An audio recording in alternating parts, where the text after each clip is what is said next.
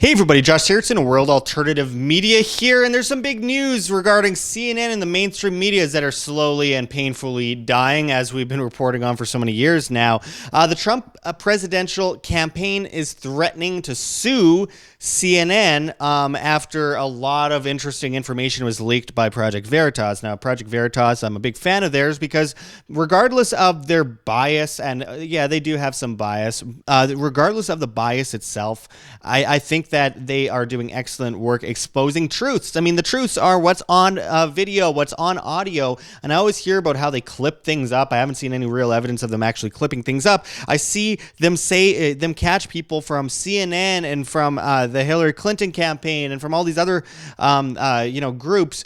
They say things on camera, and there it is, plain and simple, cut and paste there, case over. Well, here's the thing, a lot of people still just continue to completely ignore facts these days because people like to look for confirmation bias, and that is one of the big issues with a lot of these mainstream media networks, whether it be CNN or Fox News or MSNBC, or in Canada CBC, or in Britain BBC, and it doesn't matter. People always look for ways to confirm their own bias, which is a disease. I truly believe if you want to learn, you must conflict your own belief system as much as humanly possible. Now, with this story, this is interesting because the Trump presidential campaign is threatening to sue CNN over the leaks that came out, and CNN is calling this all just a PR stunt. In this article out of newser.com, it says experts dismiss Trump's threat to sue network, and we're going to go into it a bit deeper in a moment, but first I want to just go into this quickly, and it says CNN calls the letter PR stunt. President Trump's lawyers, it says, and re-election campaign have threatened CNN with a lawsuit for falsely calling itself a news organization. Never in the history of this country has a president been the subject of such a sustained barrage of unfair, unfounded, unethical, and unlawful attacks by so-called mainstream news as the current situation. USA Today reports, the letter said, it included an offer for CNN to settle the false advertising claim by discussing a substantial payment for damages per Reuters. This is nothing more than a desperate PR stunt and doesn't merit a response, a CNN spokesman said. A Harvard professor of false advertising law said the legal arguments in the letter had no merit. A lawyer who specializes in national security and transparency cases said, facts and legal reality have no relation to the threatened lawsuit. Based on the legal case made in the letter, he said, such a suit would not succeed. Trump suing CNN isn't about winning in court, the lawyer said. It's about appealing to his base with a PR stunt. Charles Harder, the Trump lawyer who sent the letter, has similarly threatened other media organizations in the past. And anyway, I want to get into the Zero Hedge article because Zero Hedge is better at kind of just exposing what the actual story itself is outside of these terrible mainstream medias. As it says, Trump campaign to sue CNN for substantial payment after Project Veritas undercover expose. And as the article goes into, it says the Trump administration plans to sue CNN over bias and wrongful practices following revelations contained in a recent Project Veritas undercover expose, who obtained the footage from CNN insider Carrie Porch. In a 4-page letter to CNN, its CEO, Jeff Zucker, and Executive VP David Vigilante, what an interesting name, Trump attorney Charles J. Harder provided several examples of bias against Trump, who seeks a substantial payment of damages. Listing several examples from the just-released Project Veritas videotape of CNN insiders describing Zucker's demand for impeachment above all else, Harder wrote that they are merely the tip of the iceberg of the evidence my clients have accumulated over recent years. He added, never in the history of this country has a president been the subject of such sustained barrage of unfair, unfounded, unethical, and unlawful attacks by so-called mainstream news as a current situation, a Washington Examiner. Harder cites the following examples. Nick Neville, media coordinator at CNN, states, and I quote, Jeff Zucker, basically the president of CNN, has a personal vendetta against Trump. Jeff Zucker has had an ongoing feud with Trump since The Apprentice, where Zucker was a producer. I totally want to do just like the truth, the dogged reporting. But then you have higher up executives like Zucker and other people who are saying we got to make profits. So it turns into like certain things that you do are trying just to attract viewers.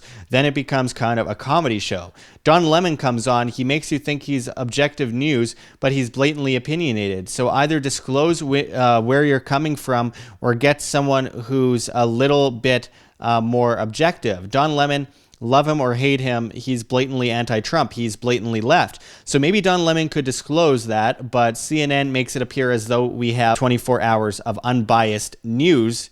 That's not true. Christian Sierra, a media coordinator at CNN, states, and I quote, "There's just nothing we can do if Zucker wants impeachment every single day to be the top story. He wants impeachment above all else. I hate how everything is all Trump all the time now. Everyone at the network complains about it. They hate covering Trump every day. Our Democratic interviews are like softballs compared to the Republicans." Harder states that CNN is in violation of the Lanham Act by constituting misrepresentations to the public, to your advertisers, and others. And you could see a bit of the letter here. Well, you see the whole letter here, which you can see on the screen. Anyway, I find this rather interesting, especially considering the fact that, right now there's a big Hollywood movie coming out on Megyn Kelly and Fox News, and how biased Fox News is and how controlled Fox News is. And sure, I mean, it's playing people against each other from both sides. The bread and circuses left and the bread and circuses right, right? I mean, that's what they do. That's how the media divides people. Look back at things like Operation Mockingbird and, the control of media. You think that ended in the 1970s, that CIA front? You think that ended just suddenly when they got exposed? No, they changed the name and continue on another way, and there's been a lot of evidence over the years. We can't forget Amber Lyon, which everyone seems to have forgotten about, mostly because she does weird videos in the jungle now on like peyote or something. But Amber Lyon did incredible work for years. She was working for CNN, and she stepped down from CNN after they censored her reports on Bahrain, where there was a horrible mass killing happening in Bahrain. CNN was told not to do anything about it or say anything about it, so they didn't, and they covered up her story, which pissed her off. So she came out about it, and she came out against CNN. A lot of people who've worked with CNN have come out against it, and we've seen blatant examples of complete censorship. Anyone that watched Ron Paul run for office back in 2007, 2008, or 2011, 2012 saw that blatant bias on CNN and Fox News. And obviously MSNBC and CBS and all those media networks, NBC, they're all part of the same kind of group of people that just play what we're able to hear and divide people and play them against each other, because a populace that's always in fear, first of all, and a populace that's always clashing with each other over minute issues is a populace that can be more easily controlled, distracted from the real problems that face them on a daily basis. So when you see these networks like CNN playing this game, of course, it's not just about money. It's about control. It's about being able to make people more subservient slaves. And I remember talking with Chris Hedges years ago, who might be very different from me in a lot of ways. When I interviewed him, he worked for the New York Times, and he told me if you put out a story that the New York Times didn't support, they deep six your career in moments. And I'll never forget him telling me that. I interviewed John Stossel, who of course worked for many networks. He was one of the top people in mainstream media for a long time. And 2 years ago, I interviewed him, and he told me that he would be forced to do like breast augmentation reports when he wanted to cover an important issue. And they'd be like, no, that doesn't scare people. That doesn't, distract people. He basically said he was controlled and told what he could and could not say. This is a huge issue that comes from most mainstream media networks. And also they're allowed to create what they call a limited hangout. Now, a limited hangout is when it's a CIA term, essentially, for you tell part of the truth but not the entire truth in order to distract people from the entire truth. So you seem anti-establishmentarianist from one perspective, but you don't tell the whole story. And this has been going on in media for a long time. So for example, you see a lot of stories where it's like, wow, this is super anti-establishment. This person is saying these things that are super hardcore, opposite from the popular viewpoints on all these other channels. So therefore, they must be right. But in the meantime, it's bringing you away from the entirety of the issue, which is that both of these mainstream medias, for example, Fox News and CNN, are both pushing garbage, and one just sounds more reasonable to one person than the other, and it creates that, again, confirmation bias, but it keeps people away from the truth.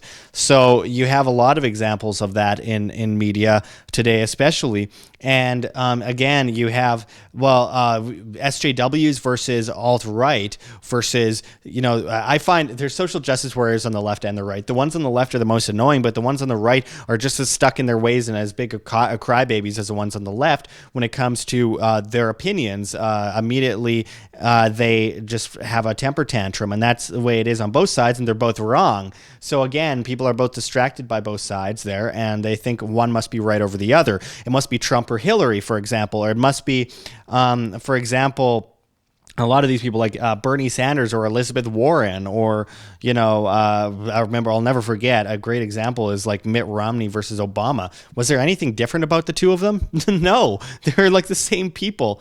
It was absurd. So when we have these issues, we can look back a long way, and we can look at fake war reporting, creating fear among the masses to be able to prop up this fear mongering in order for people to support crazy things they otherwise wouldn't support. For example, Trump pulling troops out of Syria recently, which counters what a lot of presidents would have otherwise done. Who knows what the ulterior motive is, if any. But in pulling troops out of Syria, suddenly all these anti-war left supported war and said, we need to keep troops in Syria. It was like the left under Bush attacking Bush, rightly so, for getting on into all these wars. And then after that, Obama comes in, and all these anti-war people under Bush supported Obama through him bombing more people than any other president before. And then all these anti-war right people rose up against Obama, and then Trump comes in, and a lot of people looked the other way while he was bombing a bunch of countries and dropping a bomb every day.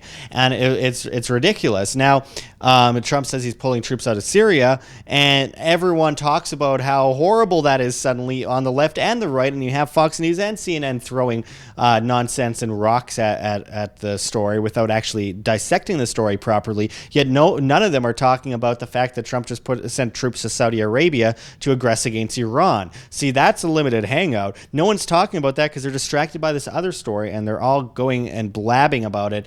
Same with the Russian collusion nonsense. I mean, it's extensive. So the media controls the mind, and the media allows people, they create revolutions, they create their own story, and there's an information war going on. Notice how what I wanted to get into earlier in the report, but I forgot about as I was talking, was with the limited hangout situation. Look at Julian Assange. They'll talk about Julian Assange. Sure, they'll be like, oh, he got arrested. That's the end of the story, guys. That's it. You're not seeing any more of it. That's it. But everyone's forgotten because they threw some other weird story out there. Jeremy Renner, Hollywood star, puts a gun in his wife's mouth or something. And it's like, oh yeah, it's a crazy story, but what happened to Julian Assange? Oh, wait a second. Oh, maybe something good's happening here. They're talking about Jeffrey Epstein. They're forced to talk about Jeffrey Epstein. We win, guys. Wait, what happened to Jeffrey Epstein? I don't know. The news went silent about it a few weeks ago, and they kind of dropped the charges, and the trial finished, and no one's talking about it anymore. But I mean, everyone saw that he obviously was murdered, right? But I mean, the news isn't talking about it anymore. That is a limited hangout. Oh, we talk about these stories. What are you talking about? We spend a lot of time talking about those stories. Yeah, for 1 or 2 days, and then you purposely just distract from it by throwing something else at you.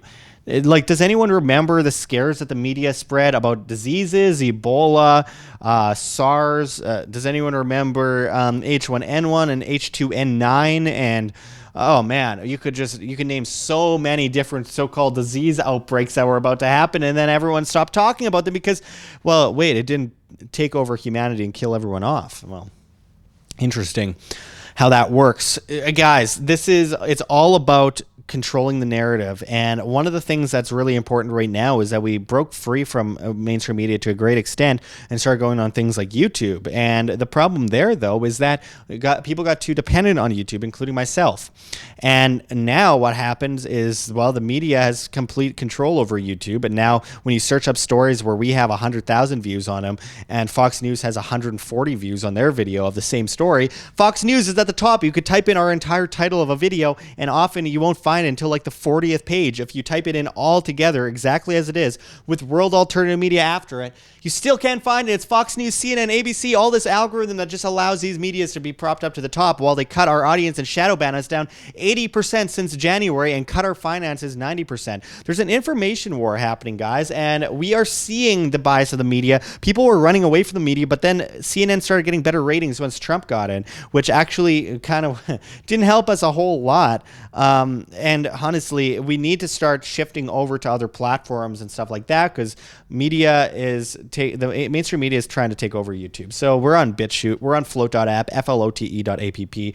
My point is that we need to keep cracking the whip on these people, because Project Veritas will likely come out with more. I'm sure there's going to be a lot more exposed in the future. Anyone remember Ben Wiedemann in Libya and dodging fake bombs where sound effects were going off? I mean, what about what happened with the Syrian chemical attack, and people, like the day after the so-called attack, people walking on the ground with no masks on, these reporters, and like touching things that were apparently infected? I mean, it's all fake. Have you ever seen those examples of the media standing in front of a massive crowd, and then you see a picture from the other side and it's like 5 people all crowded behind the reporter to make it look big? I saw this all the time. I dealt with media bias all the time when I was in Canada, for example. We have state-run media that's out in the open there, the CBC, and I would do an event with 1,000 people, and they'd show like 2 people on the news, but then a communist event that had 5 people would happen, and they would show clips of my rallies as examples of how big it was. It's just nonstop media, fake stories, fake news, and fake narratives. I mean, I'll never forget doing a event on child and family services, and the autism march walked by while I was talking to a group with a bullhorn, and we just waved at the children walking by. The media spins it, because some woman starts screaming at me randomly. So the media spins it as this reporter yelled at autistic children. I mean, but they didn't say my name, and they only alluded to me among a few others, so they didn't expect to be sued. Or when I confronted Justin Trudeau in Canada, they gave me 5 questions to ask him that from the government office, and all the other mainstream medias, including Huffington Post, took those questions and asked him the scripted questions, and I refused to do it. I asked him a question, and they grabbed me by the throat, and then they threw me out of the room, and I called him a scumbag. And what did the news say? I swore at Justin Trudeau in front of children. There's no children around. Again, it's just more media nonsense, and this is exactly why we need to get out of this immediately, break free from this constant propaganda machine, and go to these other alternatives and support independent media, because we are about to go down forever, and we'll be gone forever, and there's nothing you can do after that. And I mean, speak now or forever hold your peace, guys, because we need your help with pledges and donations and stuff like that. It's my responsibility to keep my media up and running through thick and thin. But at this moment, while I'm working on different tactics and different ways and strategies to get around this horrible problem of losing 80% of my audience since January, we need your help now more than ever. So anyway, I'm going to continue to report on these stories as they come out. Will Trump sue CNN? Will this actually go through? I don't know what's going to happen. I'm not a legal expert. Well, one thing I do know for sure is that CNN is a horrible, horrible media company, but so is all these other mainstream medias, and they just play people against each other. So don't allow yourself to be played, and stop just regurgitating everything you see on TV. Have your own opinions, not just identities, but opinions. It's better to actually be able to argue opinions than just say, well, because I feel this way about this thing because the news said this. Have your own opinions, folks. Stop being slaves. Anyway, if anyone watched this video all the way through already, they're not slaves. So I really appreciate you guys watching, and you're awesome. And until next time, check those links below and watch this outro coming up right away. This is Josh Sigurdson signing out from World Alternative Media. Find the truth. Be the change. Like what you see here, Wham! Don't forget to check the links below. GoFundMe, Patreon. We cannot do it without you guys. Every donation is extremely, extremely appreciated, as we're getting incredibly shadow banned. We've lost 80% of our audience since January of 2019 and counting.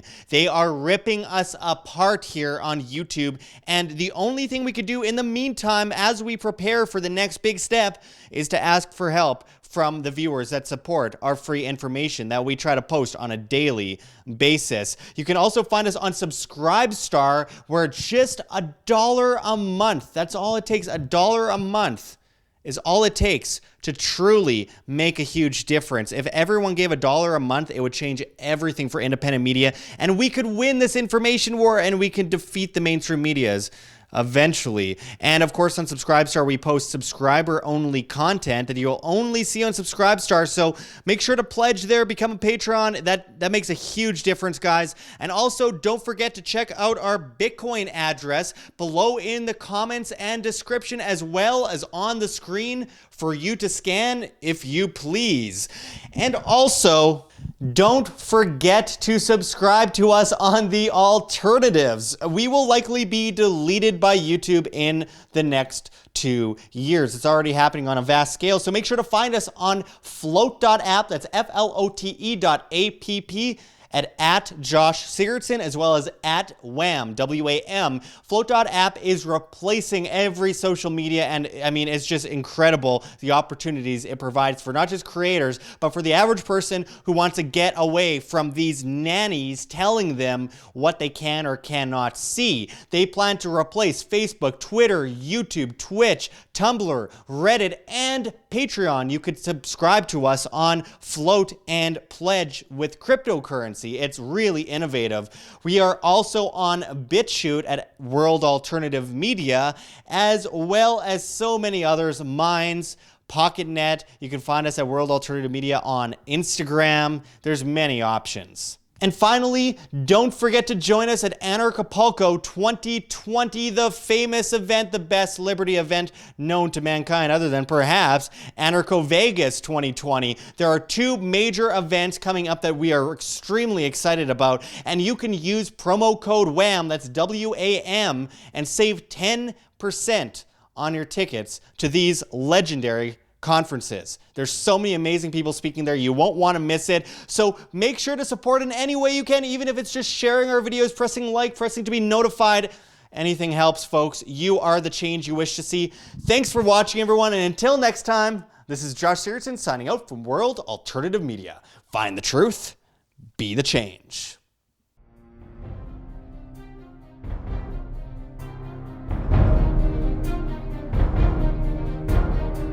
I'm sure you have already changed people's minds in your young age because you're involved, and I like that.